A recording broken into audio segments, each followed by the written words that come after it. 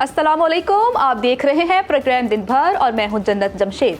मैं हूं ज़शान बशीर। नाज़रीन, आज प्रोग्राम में हम सबसे पहले बात करेंगे क्रिकेट की और उस क्रिकेट की जिसमें पाकिस्तान को पैदर पे शिकस्तों का सामना करना पड़ रहा है। पाकिस्तान की क्रिकेट टीम को बांग्लादेश ने तारीखी शिकस्त से 2-4 कर दिया। दूसरे टेस्ट क्रिकेट के आखिरी रोज़ बांग्लादेश ने पाकिस्तान को 6 विकेटों से शिकस्त देकर तारीखी वाइट वॉश किया।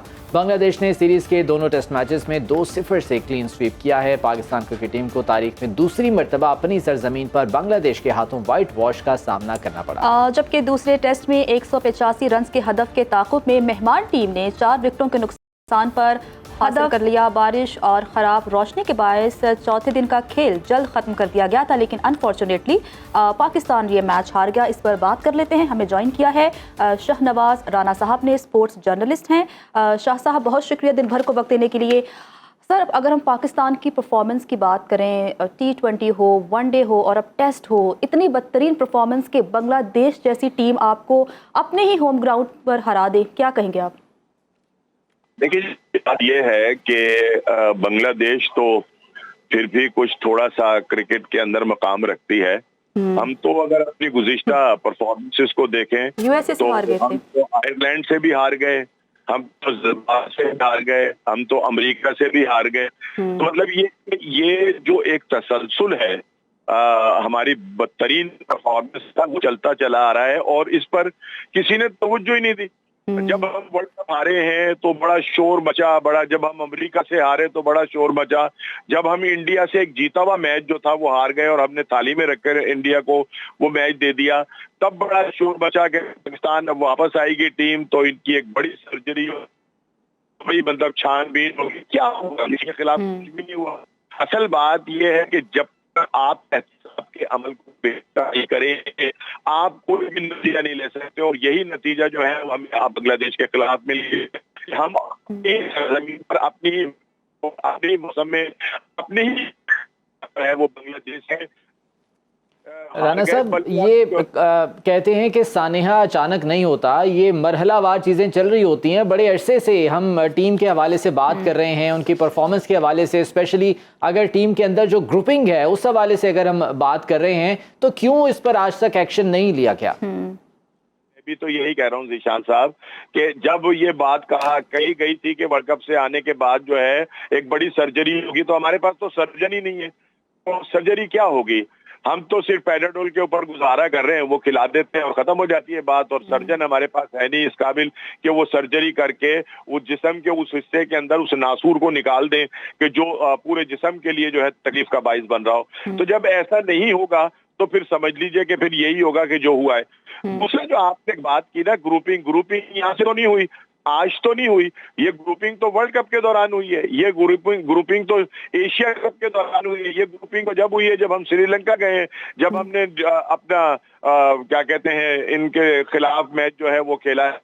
तो ये सिलसिला नहीं है। वो जो अभी आप कह रहे थे ना, वो शेर यूं था कि वह परवरिश जी राना साहब, अब इसके बाद इंग्लैंड के साथ सीरीज़ है, फिर जो है वो चैंपियंस ट्रॉफी की भी तैयारी की जा रही है। क्या कुछ उम्मीदें रखी जा सकती हैं पाकिस्तानी टीम से, या ये जो सिलेक्शन कमेटी है इससे कुछ उम्मीदें रखी जा सकती हैं कि बेहतर लोगों जो परफॉर्म कर सकते हैं उन्हें टीम में लाया जाएगा? अभी तो देखो ज़ीशान, सबसे अहम चीज जो है ना वो ये है कि इस कप्तान की नाकामी के बाद अब क्रिकेट बोर्ड फिर एक नया कप्तान जो है वो तलाश करेगा, क्योंकि अब जो सीरीज ने खेली है वो 3 मैचेस की है। सो ये है कि अब हमें एक नए कप्तान की तलाश होगी और इसमें भी ग्रुपिंग जो है वो काम करेगी अपना। बहुत सारे लोग हैं कि जो परफॉर्मेंस ना देने के बावजूद भी ख्वाहिशमंद होंगे कि उनको टीम का कप्तान बनाया जाए। तो ये भी एक लड़ाई जो है ना ये होनी है। फिर दूसरी बात जो असल में ये है कि अगर आप तो इन मतलब बड़े सुपरस्टारों को, बाबर आजम को और मुगल आजम को और फला को लेकर ही हार रहे हैं, तो भाई आप वो लड़के जिन्होंने डोमेस्टिक के अंदर अच्छी कारकर्दगी का मुजाहरा किया है, आप उनको क्यों नहीं खिलाते? आप कामरान गुलाम को क्यों नहीं खिला रहे? आपने हुरैरा को क्यों नहीं खिलाया? आपने इमामुल हक को क्यों बाहर किया? ये सारे सवाल हैं कि जो जिनका जवाब जो है वो लोगों को चाहिए, ठीक है ना। एक लड़का ये है कि वो कह रहा है कि जी मैंने टेस्ट क्रिकेट खेली ही नहीं, आपने पकड़कर फिर उसको खिला दिया। मैं अबरार की बात कर रहा हूँ, उसने साफ लफ्जों में ये कहा था कि जी मुझे नहीं कि ये टेस्ट क्रिकेट खेलनी। दूसरा ये कि उनकी फिटनेस के मामला एक अरसे से चले आ रहे थे, बड़ा उसके ऊपर शोर मचा के जी लेग स्पिनर को टीम में से ड्रॉप किया गया। लेकिन इससे पहले जो सूरत हाल थी उसके ऊपर तो किसी ने गौर नहीं किया, कि उन्होंने तो खुद मुंह से इनकार किया कि मैं नहीं टेस्ट मैच खेलूंगा। क्या नहीं, तो आप मतलब ये कि सोए हुए होते हैं। तो ये सारी बातें जो है ना, ये बड़ी गौरतलब है, और इनके ऊपर जब तक गौर नहीं होगा, जब तक काम नहीं होगा, और जब तक अहल लोगों को नहीं बताया जाएगा, मैं ये समझता हूँ कि पीसीबी के चेयरमैन, उनकी बहुत सारी और भी बड़ी मसरूफियात है, वजीर दाखिला है, और मुल्क के जितने भी बड़े अहम तरीन मामला हैं उनके अंदर वो हिस्सेदार हैं, तो उनकी जो ज्यादा उस तरफ है।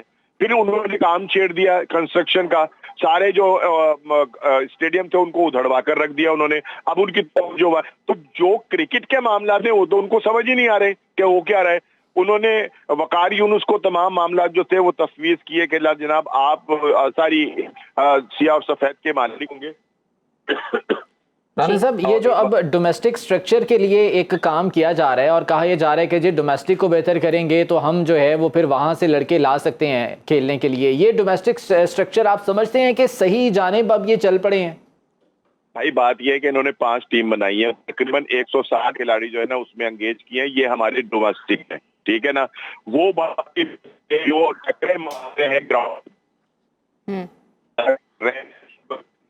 बड़ी फीसें जो है वो दे रहे हैं, वो उन सब सर का आपकी आवाज़ हम तक नहीं पहुंच पा रही, कुछ सिग्नल्स इशू हैं। शाहनवाज राना साहब हमारे साथ सर, बहुत शुक्रिया दिन भर को वक्त देने के लिए।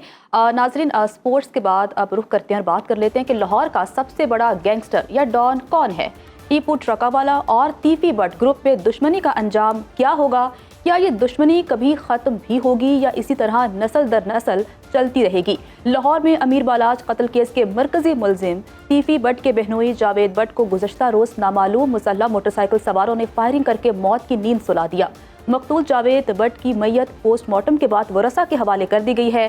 पोस्टमार्टम की इब्तदाई रिपोर्ट के मुताबिक मकतूल जावेद बट को 5 गोलियां लगी। मकतूल को गोलियां दाईं जानिब से मारी गईं, सीने पे लगने की वजह से जो है उनकी मौत वाक़ई हो गई। इस मौके पर जनरल अस्पताल के बाहर पुलिस की भारी नफरी तैनात थी। पुलिस हुकाम के मुताबिक CIA और इन्वेस्टिगेशन की 4 तहकीकाती टीमें तश्कील दे दी गई हैं। तीफी बट के बहनोई के कत्ल का मुकदमा थाना इचरा में दर्ज कर लिया गया है। इस मुकदमे में अमीर बालाज के भाई अमीर फताह कैसर बट और 2 नामालूम अफराद को नामजद किया गया है, जबकि नामजद मुलजिम कैसर बट ने वाक़े से लाताल्लुकी का बयान भी जारी किया है। लाहौर के थाना इचरा में मकतूल जावेद बट के बेटे हमजा जावेद की मुद्दईयत में मुकदमे में 302, 324 और 334 की दफात शामिल की गई हैं। FIR के मुताबिक जावेद बट अपनी अहलिया के हमरा बच्चों को स्कूल से लाने के लिए थे। FC अंडरपास के करीब इशारे पर 2 मोटरसाइकिल्स पर सवार 4 अफराद ने अंधाधुंध फायरिंग की, जिसकी जद में आकर जावेद बट मौके पर ही जाँ बहक, जबकि अहलिया समीना जावेद जख्मी हो गई। मिर्जा रमज़ान बेग हमारे नुमाइंदे हमारे साथ मौजूद हैं, उनसे इस वाक़े के हवाले से मज़ीद जानते हैं। रमज़ान बेग, अब पोस्टमार्टम भी हो गया, उसके बाद तदफीन भी कर दी गई, नमाज जनाजा हो गई, तदफीन हो गई, लेकिन इस केस में अब तक क्या हक़ाइक़ क्या सामने आए हैं और पुलिस क्या कर रही है अब इस मामले में? जी बिल्कुल जी, ये जावेद बट को जो मर्डर किया उसका पोस्टमार्टम भी हो गया, तदफीन भी हो गई। उसके बाद अब CIA और इन्वेस्टिगेशन जो टीमें हैं उन्होंने अपना काम शुरू कर दिया है, और जो वहाँ पे CCTV कैमरास लगे थे वो ऑपरेशनल नहीं थे, जिसके बायस जो CIA की टीमों को काफी मुश्किलात से दो चार होना पड़ रहा है। अब जो इचरा कैनाल रोड की तरफ से जो कैमरे हैं जो FC कॉलेज की दूसरी तरफ लगे हैं, वहां पर भी पुलिस जो है वो चेक कर रही है कि यहाँ पे कोई ऑपरेशनल कैमरा मिल जाए और पता चल जाए कि आया कि शूटर कौन थे, कहाँ से उसका ताल्लुक था। देखें, FIR तो रात को दर्ज होगी और नामजद दर्ज होगी, जिसमें मकतूल जावेद बट का जो बेटा हमजा बट उसकी मदईयत में मुकदमा दर्ज हुआ, जिसमें 2 मुल्जमान को उन्होंने नामजद किया, जिसमें मीर बलाज के भाई अमीर फतेह को और दूसरा कैसर बट को, और 2 नामालूम यानी 2 मोटरसाइकिलों पे 4 मुसल्लह अफराद ने हमला किया। 324, 302 और बटा 34 की FIR जो दर्ज हुई है। CIA ने 4 टीमें बनाई हैं, 2 इन्वेस्टिगेशन की और 2 CIA की। अब उन्होंने काम शुरू कर दिया और बकायदा उस ट्रैक को ढूंढा जा रहा है जिस ट्रैक पे ये हमला हुआ। दूसरी बात अब तक ये सामने आई है कि जो हमला आवर थे वो FC कॉलेज की तरफ जब फरार हुए और आगे जो कैमरे लगे हुए थे उनके जरिए भी उनकी तलाश की जा रही है। और असल जो मकसद था, जो टारगेट था, वो जावेद भट्ट को ही कत्ल करना था। वो उनका टारगेट पूरा हो गया। अब ये दुश्मनी जो अरसा दराज से चलती आ रही है। बताइएगा, जैसा कि आपने कहा कि अमीर फतेह कैसर भट्ट और 2 नामालूम अफराद हैं जिन्हें जो है नामजद किया गया है। 2 नामालूम की तो तलाश का अमल जारी है, लेकिन अगर हम कैसर भट्ट की बात करें तो क्या उनसे भी तफ्तीश शुरू की जाएगी? इस हवाले से पुलिस ने कुछ बताया? देखिए जी, बिल्कुल जी, कैसर भट्ट ने एक पैगाम भी दिया और उसमें उन्होंने वाज़िया तौर पे कहा कि जहां पर पुलिस मुझे बुलाएगी, जहां पर तफ्तीश करना चाहेगी, मैं खुद को सरेंडर करूंगा। मेरी फैमिली से तफ्तीश करनी है, वो करे आके। और रमजान बेग, आप साथ ही मौजूद रहिएगा। राना अजीम साहब हमारे साथ मौजूद हैं, एनालिस्ट हवाले से बात कर लेते हैं। राना साहब, बहुत शुक्रिया आपके वक्त का। ये नस्ल दर नस्ल दुश्मनी चलती आ रही है टीपू ट्रक्का वाला और ये तीफी भट्ट गोगी भट्ट गैंग का, और कई जानें इसमें जा चुकी हैं। जावेद भट्ट भी उसी के जो है वो भेंट चढ़ा दुश्मनी की और अपनी जान गंवा बैठा। ये मामला आप समझते हैं कहीं रुकेगा कभी, या पुलिस इस सिलसिले में कोई हतमी जो है वो कार्रवाई करके इन लोगों को रोक पाएगी? बिस्मिल्लाहिर्रहमानिर्रहीम, अस्सलातु वस्सलामु अलैका या सय्यदी या रसूलल्लाह, अस्सलातु वस्सलामु अलैका या सय्यदी या हबीबल्लाह। बात यह है कि पुलिस अगर चाहती तो ये मामला पहले दिन ही खत्म हो जाना था। अगर हम देखें तो इस पूरे सारे मामले के पीछे आपको कहीं ना कहीं पुलिस के कोई ना कोई ग्रुप नजर आएंगे। देखिए, मोची गेट से के अंदर से एक छोटे से प्लाट से शुरू होने वाली लड़ाई अब तक 41 लोगों की जानें ले चुकी है, 41 लोगों की, और 4 खानदान जो है इसमें बिल्कुल तबाह और बर्बाद हो चुके हैं।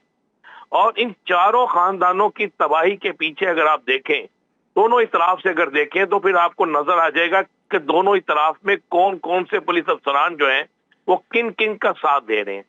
क्या पुलिस को नहीं पता था ये सारे वाकयात हो सकते हैं? क्या पुलिस को पहले दिन की दुश्मनी से लेकर आखिरी दिन की दुश्मनी तक का इल्म नहीं था?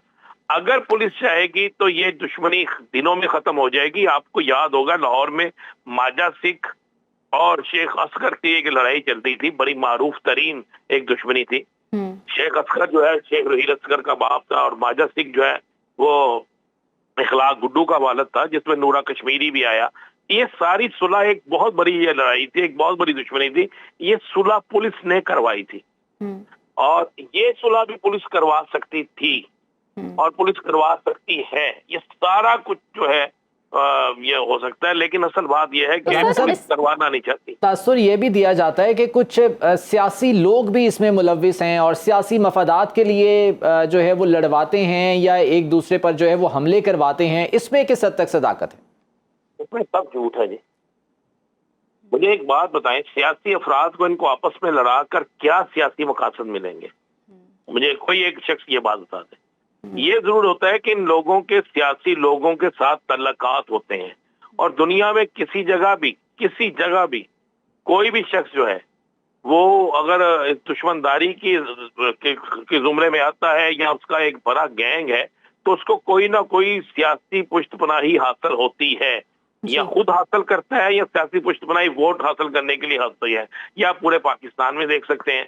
ये बात बिल्कुल गलत है कि कुछ सियासी अफराद जो है वो कत्ल करवाते हैं या होता है। अभी तक तो मुझे इन कत्लों के इस कम से कम इस दुश्मनी में एक भी FIR ऐसी नहीं है जो किसी सियासी शख्सियत पर दर्ज हुई हो। अच्छा सर, जैसा कि आपने कहा कि अगर पुलिस चाहे तो दोनों ग्रुप्स के जो दरमियान है वो सुलह करवाई जा सकती है, लेकिन पुलिस ऐसा नहीं करना चाह रही, तो पुलिस एहलकारों के क्या मफाद हो सकते हैं इस लड़ाई में?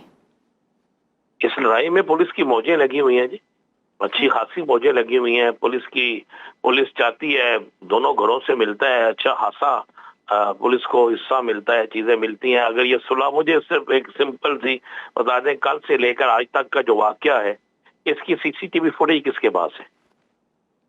उसके बाद ये सारे जो वाकयात हुए हैं इसमें बहुत से पुलिस अफसरान के नाम लिए गए दोनों ही तरफ से।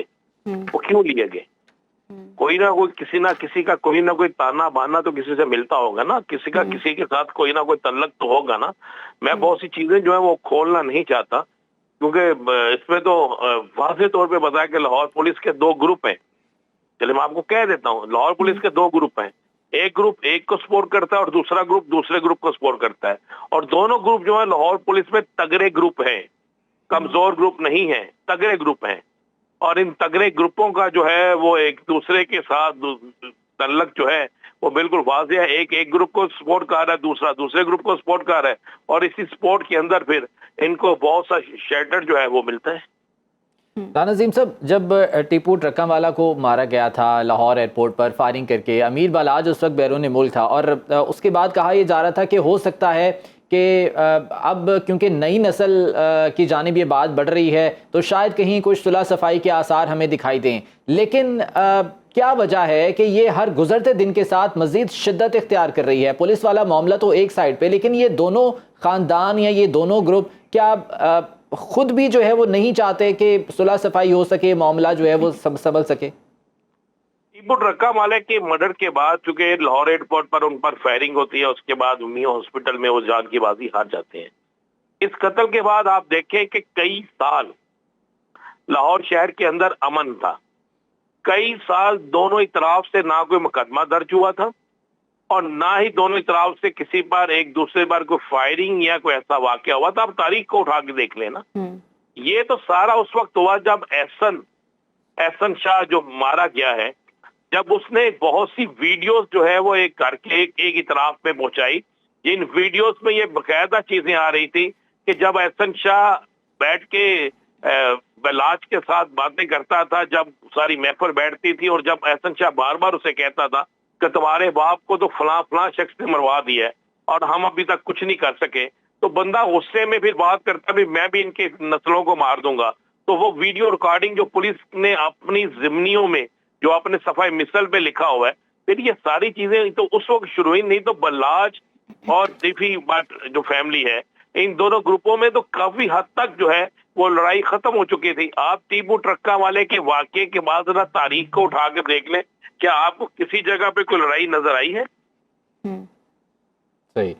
चलें, मामला अब किस जानिब जा रहा है, पुलिस तहकीकात में क्या सामने लेकर आती है, इसका यकीनन इंतजार रहेगा। बहुत शुक्रिया राना अजीम साहब, सीनियर तर्जुमाकार हमारे साथ और इस बारे में सारे ख्याल कर रहे थे। आगे बढ़ते हैं और मुल्क में बढ़ती हुई महंगाई की बात करते हैं कि मुल्क में महंगाई बढ़ने की रफ्तार 34 महीनों में कम तरीन हो गई है। ऐसा दावा जो है विफाकी इदारे शुमारियात के दावों में सामने आया है। विफाकी इदारे शुमारियात के मुताबिक अगस्त में महंगाई की शरह 9.6% रही, जबकि अक्टूबर 2021 के बाद कम तरीन सतह पर है। वज़ीर आज़म शहबाज शरीफ ने आज इस हवाले से गुफ्तगू की है, उनका क्या कहना था, आइए वो सुन लेते हैं। जो महसूलात हैं उसमें जो एवेजन होती है, जो करप्शन होती है, उसको हमें कंट्रोल में लेके आना, उसका खात्मा करना है, स्मगलिंग का खात्मा करना है। मैं समझता हूँ कि ये कठिन सफ़र है, मुश्किल ज़रूर है, लेकिन नामुमकिन नहीं है। मुझे अल्लाह ताला के फजल करम से पूरा यकीन है अपनी मंजिल को पहुँचेंगे। और वफाकी वज़ीर ख़ज़ाना मोहम्मद औरंगज़ेब ने भी इस हवाले से गुफ्तगू की। उन्होंने भी कहा कि महंगाई में कमी आ रही है और आने वाले दिनों में जो पॉलिसी रेट है, इंटरेस्ट रेट है, उसमें भी कमी देखने में आएगी। उनका मज़ीद क्या कहना था वो भी देख लेते हैं। से जिस सफ़र पे हम सब इस वक्त we are continuing with that journey, वो अब has started yielding real results in terms of macro economic stability. हमारे फॉरेन एक्सचेंज रिजर्व्स अल्हम्दुलिल्लाह are now more than 2 months of import cover, over $9 billion। Currency हमारी stable है। जो हमारे twin deficits हैं, खास तौर पे जो करंट अकाउंट डेफिसिट है, दैट्स इन चेक। अब इन सारी चीज़ों का जो फ़ायदा हुआ है वो ये हुआ कि जितना हमारा बैकलॉग था वो सारा क्लियर हो चुका है। तो हुकूमत तो दावे कर रही है कि महंगाई में कमी वाक़ई हुई है, क्या अवाम को जो है वो कमी नज़र आ रही है या नहीं, उन्हीं की ज़बानी सुनते हैं। खाने पीने की अशिया से लेकर पेट्रोलियम मसनूआत तक हर चीज़ महंगी है। पता नहीं हुकूमत को कैसे लग रहा है कि महंगाई कम कर दी है, गरीब आदमी को पता है कि वो कैसे जी रहा है। यहाँ पे मजदूर हमने देखे हैं, गवर्नमेंट ने 3700 रुपया जो है वो महाना उजरत तय की, लेकिन 18,000 20,000 रुपए पे इस वक्त मजदूर काम कर रहे हैं। आम इंसान का घर का चूल्हा जलाना मुश्किल हो, इनके दावे नहीं खत्म होते, इनकी बातें नहीं खत्म होती। गरीब को क्या रिलीफ मिला है? ये तो अमीर लोग हैं जो 200 से ऊपर है, जिनके एसी लगे हुए हैं घर में, जिनकी फैक्ट्रियाँ चल रही हैं। जो इन्फ्लेशन या फ्लक्चुएशन रेट है वो डिपेंड करता है, अब ये सिंगल डिजिट पे आ गई है या डबल डिजिट है, हमें तो ये तब पता चलेगा जब मार्केट के अंदर हमें कुछ चेंज नज़र आएगी। आवाम को रिलीफ नज़र आना चाहिए जब आपको आटा सस्ता मिले, आपको घी सस्ता मिले, आपको चीनी सस्ती मिले। ये सारी अशिया कम होंगी तो नज़र आएंगी, वरना तो आवाम तो बहुत बुरा हाल है। और जेड़ी जो महंगाई है, कोई रिलीफ नहीं आवाम में। तो कागजी है, ये तो गवर्नमेंट ही फ्रॉड है, सारा झूठ बोल रही है, लोगों को पागल बनाया हुआ है। सब कुछ महंगा, इधर बिजली नहीं, इधर गैस नहीं। आप लोग तो मालूम में बैठे हो, आप लोगों को क्या पता है? तो उसके ऑपोजिट हो रहा है, महंगाई तो कम नहीं हो रही, उल्टा बढ़ती जा रही है। अवाम की राय आपने जान ली। नदीमुल हक साहब हमारे साथ मौजूद हैं, हमारे मईशत हैं, उनसे इस हवाले से बात कर लेते हैं। नदीमुल हक साहब, बहुत शुक्रिया आपके वक्त का। हुकूमती दावे ये किए जा रहे हैं कि महंगाई में कमी आ रही है, मईशत जो है वो बेहतर सिमत में की जानिब जो है वो गामजन है। दूसरी जानिब एक और ख़बर आती है कि टैक्स कलेक्शन में 98 अरब के शॉर्टफॉल का सामना है। IMF ने भी तशवीश का इजहार कर दिया है। किस तरह से देख रहे हैं इन मामलात को? देखिए जी, मैं बहुत दफ़ा टीवी पे कह चुका हूँ, मीडिया पे कह चुका हूँ, पर आप लोग एक ही ट्रक की बत्ती के बीच लगे हुए हैं कि सिर्फ एक महंगाई चीज़ है। इकोनॉमी जो है जैसे कि ह्यूमन बॉडी है, ब्लड प्रेशर भी होता है, टेम्परेचर भी होता है और 1000 चीज़ें, क्रिएटिनिन वगैरह 1000 चीज़ें होती हैं, देखनी होती है। कोई एक चीज़ गड़बड़ हो जाए तो बहुत एक खदशे का अंदेशा होता है।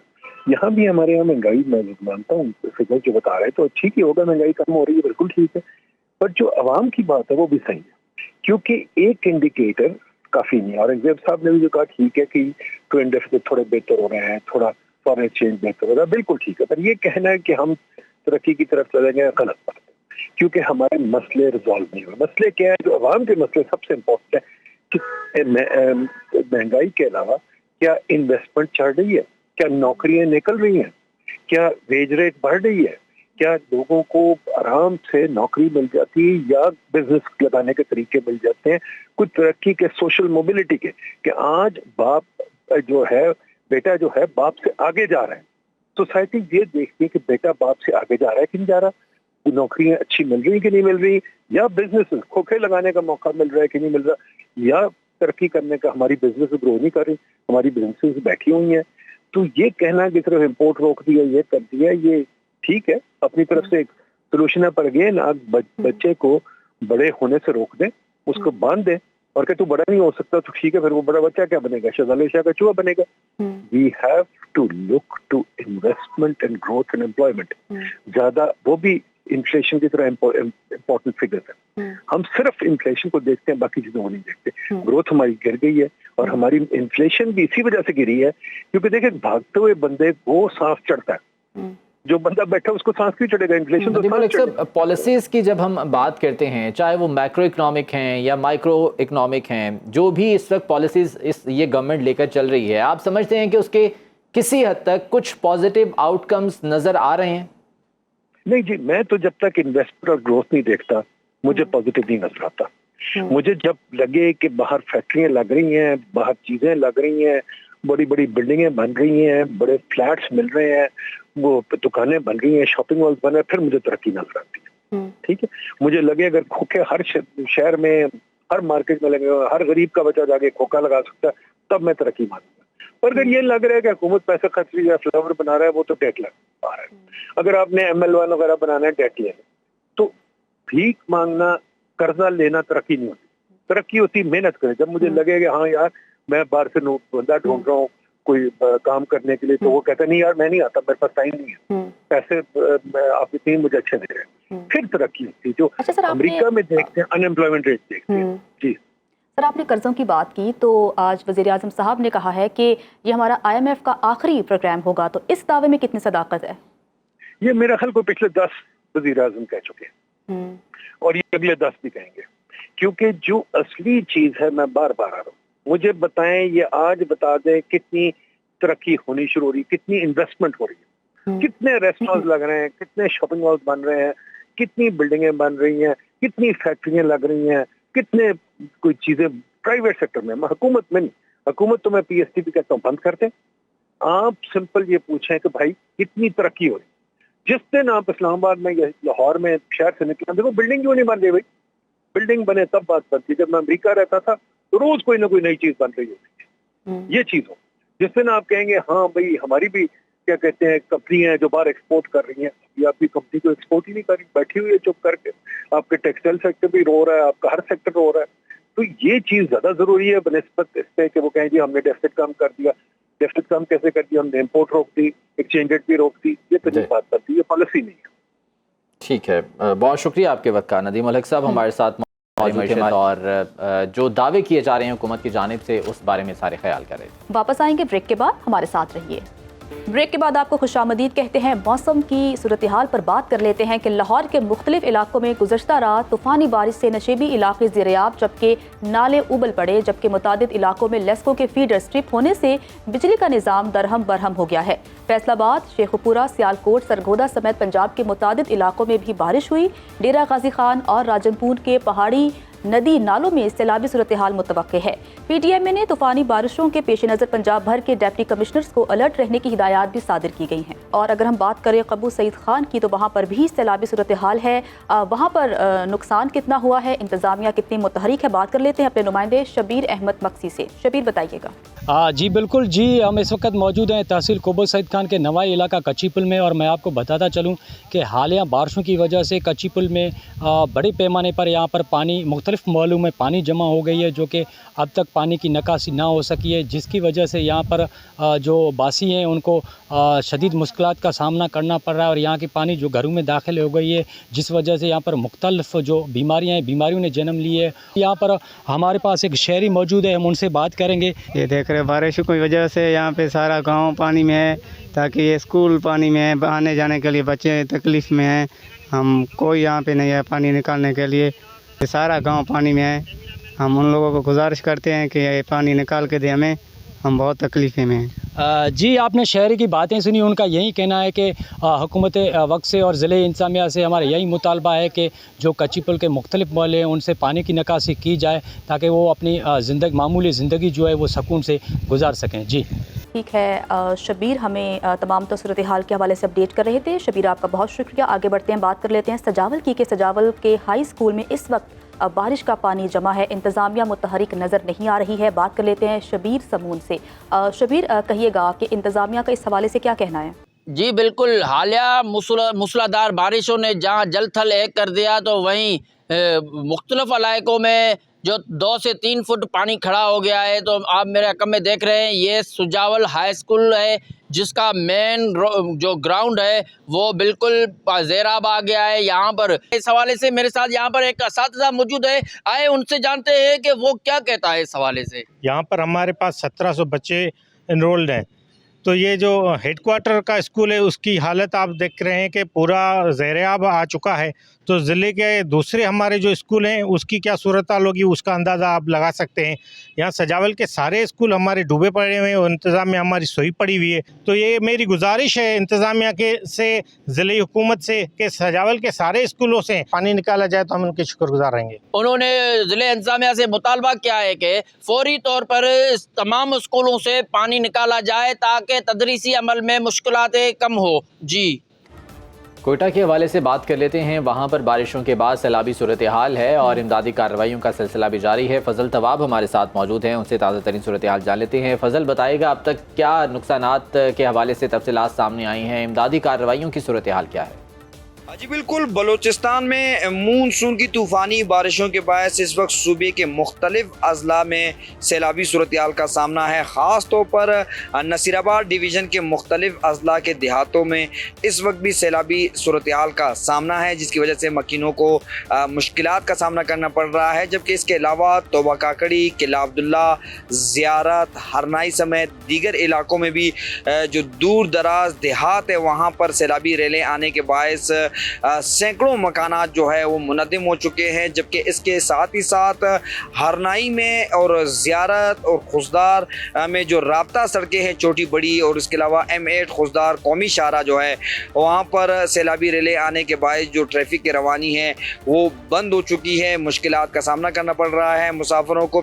मुतासरा अजला में इमदादी सामान जिसमें खुराक, कंबल और इसके अलावा दीगर अशिया है, अद्वियात है, वो भी पहुँचा दी गई हैं। जी, तो अगर हम बारिशों की बात करें तो बहुत ज़्यादा बारिशें होने की वजह से कई ऐसे इलाकों में सैलाबी सूरत हाल पैदा हो चुकी है, जिसकी वजह से काफ़ी नुकसान भी हुआ है। मुख्तलिफ शहरों में सैलाबी सूरत हाल के बाद इमदादी कार्रवाइयाँ तो शुरू हो चुकी हैं और उम्मीद करते हैं कि ये जो मुस्तहिकीन हैं उन तक ये इमदाद भी पहुँचेगी और लोगों को महफूज मकामात पर मुंतकिल भी किया जा सकेगा। आगे बढ़ते हैं और अब कुछ बात कर लेते हैं आशोबे चश्म के हवाले से। ज़िला झंग में आशोबे चश्म सर उठाने लगा है। झंग और उसके नवाही इलाकों में आशोबे चश्म की वबा तेज़ी से फैल रही है। डिस्ट्रिक्ट हेडक्वार्टर अस्पताल में रोज़ाना की बुनियाद पर मरीजों की तादाद में रोज़ बरोज़ इजाफा होने लगा है। माहिरीन अमराज़ चश्म ने मुतासिरा अफराद को एहतियाती तदाबीर पर अमल करने की हिदायत दी। इसी हवाले से मज़ीद बात करते हैं अपने नुमाइंदे अली अब्बास से। अली, कहिएगा कि वहाँ पर ताज़ा तरीन सूरत हाल क्या है और इंतज़ामिया की जानिब से वहाँ के रहने वालों को क्या फैसिलिटीज़ प्रोवाइड की गई हैं?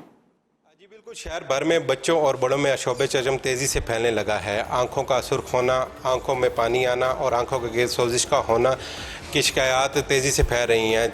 सरकारी अस्पतालों में यौमिया 100 से ज़ायद मुतासरा अफराद चेकअप के लिए आने लगे। माहिरीन अमराज़ चश्म के जानिब से मुतासरा अफराद को आइसोलेट होने और एहतियाती तदाबीर पर अमल करने की हिदायत की जा रही हैं। हमारे साथ अमराज़ चश्म के माहिर डॉक्टर मौजूद हैं, इनसे बात करते हैं। जी सर, बताइएगा। हम पर डे 100 की तादाद में पेशेंट देख रहे हैं और ये तादाद पिछले 10 से 12 दिनों में ये इस जो मर्ज़ के मरीज़ हैं उनकी तादाद में काफ़ी इजाफा देखने में आया है।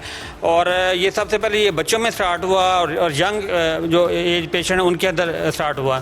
और बाकी आम पब्लिक के लिए मैसेज ये है मीडिया के ज़रिए कि वो गैदरिंग में न जाएँ, क्राउड में ना जाएँ, क्योंकि किसी भी वहाँ पर मुतासरा शख्स से आपको ये मर्ज़ मुंतकिल हो सकता है। मुतासरा अफराद अपने एहतियाती तदबीर को अख्तियार करें ताकि दूसरों शहरियों को इस वायरस से बचाया जा सके। जी ठीक है, लिबास हमें आगाह कर रहे थे झंग में क्या सूरत हाल है। आशोबे चश्म के हवाले से दीगर शहरों में भी इकदाम इस बारे में उठाए जा रहे हैं।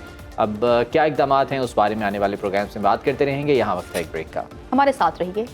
ब्रेक के बाद आपको खुशामदीद कहते हैं। आपको बताएं कि हाफिजाबाद में 10 अहम जान बचाने वाली अद्वियात की मार्केट में किल्लत से मरीजों को सख्त मुश्किलात का सामना है। मिर्गी की मेडिसिन टेग्राल और दिल और खून पतला करने के लिए इस्तेमाल होने वाले इंजेक्शन, हेपेराइन, ब्लड प्रेशर के लिए एस्पायरमाइड, सर्जरी के दौरान ऑपरेशन में इस्तेमाल होने वाला इंजेक्शन एंटी-डी भी मार्केट से गायब है और ब्लैक में फरोख्त हो रहा है। इसी बारे में बात कर लेते हैं। हमारे नुमाइंदे शहबाज गुल हमारे साथ मौजूद हैं, उनसे जानते हैं कि ये माजरा है क्या, अद्वियात क्यों नहीं मिल पा रही हैं।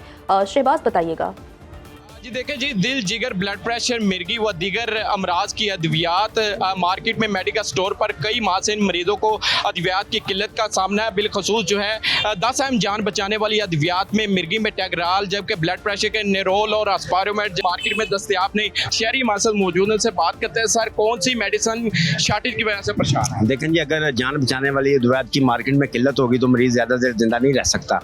तो मैं तो अमराज ब्लड प्रेशर और अमराज दिल की मेडिसिन लेने आया हूँ, तो पता चला कर 6 माह से मेडिकल स्टोर में इन दोनों मेडिसिन की किल्लत है और मिल रही हैं तो ब्लैक रेट में मिल रही हैं। मेरी हुकूमत पंजाब से दरख्वास्त है कि कम अज़ कम इन जितनी भी जान बचाने वाली अद्वियात हैं इनकी फराहमी मेडिकल स्टोर पर यकीनी बनाई जाए। जी, शहरियों का कहना है कि बिलखसूस जो जान बचाने वाली अद्वियात हैं वो फौरी तौर पर यहाँ पर दस्तियाब की जाएँ ताकि जो है मरीज़ इन्हें आसानी से यहाँ से ख़रीद कर जो है वो अपना इलाज मुआवजा भी जारी रख सके। जी नाज़रीन, आगे बढ़ते हैं और बात करते हैं कि पंजाब की 5 बड़ी तहसीलों पर मुश्तमिल ज़िला बहावलनगर में एक मेगा प्रोजेक्ट मेडिकल कॉलेज की तामीर साबिक हुकूमतों की अदम दिलचस्पी और फंड्स की अदम फराहमी की वजह से ताख़ीर का शिकार है। मेडिकल कॉलेज का ये मनसूबा 9 साल कबल शुरू किया गया था, जो ताहाल मुकम्मल नहीं हो सका। जहाँ जनूबी पंजाब के बड़े ज़िले में तलबा और तालिबात की बड़ी तादाद इस मंसूबे में ताख़ीर से मेडिकल की तालीम के लिए दूर दराज जाने पर मजबूर है। तलबा और तालिबात की परेशानी और मुश्किलात क्या हैं, ये जान लेते हैं। राशिद रहमानी हमारे साथ मौजूद हैं। राशिद, बताइएगा क्या मुश्किलात दरपेश हैं यहाँ स्टूडेंट्स को? भावल नगर का मेगा प्रोजेक्ट मेडिकल कॉलेज अरसा 9 साल गुजरने के बावजूद भी ये मुकम्मल ना हो सका। उस वक्त के वज़ीर आला मियां मोहम्मद शहबाज शरीफ ने ये 2014 में इसका संग बुनियाद रखा था, जो 2017 में ये मंसूबा मुकम्मल होना था। उस वक्त तकमीना जो लागत थी महकमा सेहत के मुताबिक तकरीबन 2600 मिलियन थी, लेकिन ये मंसूबा ताख़ीर होने की वजह से आज 9 साल हो चुके हैं। अब तकमीना लागत में भी तकरीबन 3000 मिलियन से ज़्यादा बढ़ चुका है, जिसकी वजह से आज भी इसके जो फंड हैं वो फराहम नहीं किए जा रहे।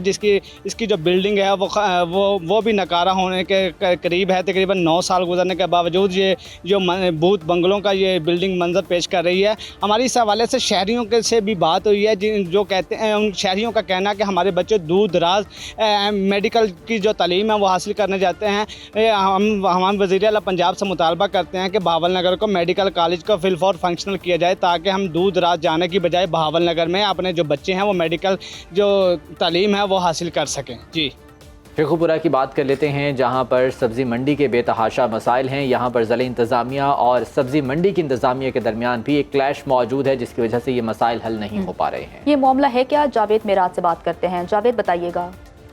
मौजूद नई सब्जी व फल मंडी बाईपास पर इस मंडी का जो मनसूबा 2003 में शुरू किया गया और 21 साल गुजरने के बाद भी अभी तक ये मनसूबा मुकम्मल नहीं किया जा सका।